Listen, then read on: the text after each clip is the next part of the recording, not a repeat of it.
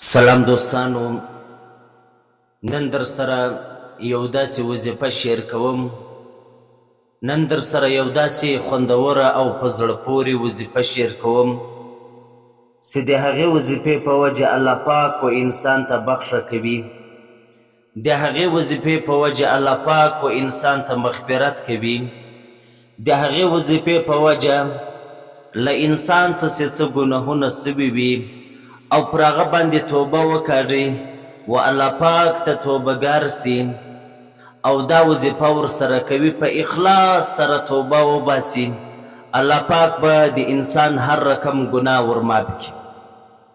وظیفه د قرآن کریم یو مختصر او کوچنی سورت ده، سورة الاخلاص ورته وایي.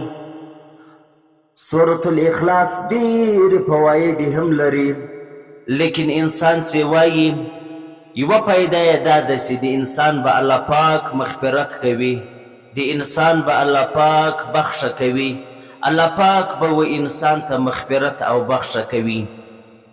ځکه په 3 واره ویلو سره د سورة الاخلاص د قلوالله شریفې داسې ده لکه انسان سی قرآن کریم ټول مکمل ختم کوي.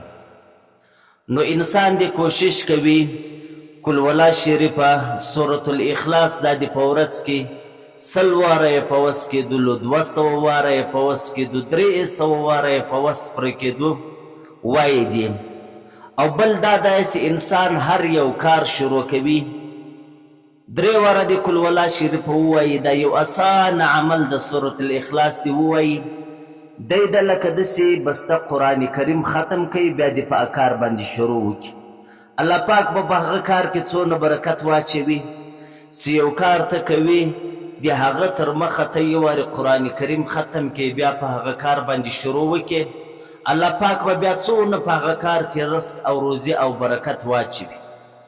سارسې انسان وختي راکښېنستی له خوبه چې اودس یې لا نه یې تازه کړی، اوداسه ته ولاړېږي 3 واره د قلوالله شریفه ووایي. داسې ده لکه د انسان چې یو وارې قرآن ختم کوي، نو د انسان اوله وار چې له خوبه راپورته سو چې ده له حرکت نه یې کړی، دا د دی انسان یو وارې قرآن کریم ختم کوي، نو الله پاک به و انسان ته ډېره بخښه کوي، الله پاک به د انسان هر رقم ګناه ورمعاف کوي. انسان عاجزه ده، له انسان څخه خامخا ګناه کېږي، لیکن انسان چې بیا د الله پاک دربار ته راسي، د الله پاک بارګاه ته راسي، په اخلاص باندې توبه وکاږي او د سورة الاخلاص وظیفه کوي، او سورة الاخلاص وایي الله پاک به و انسان ته بخښه کوي.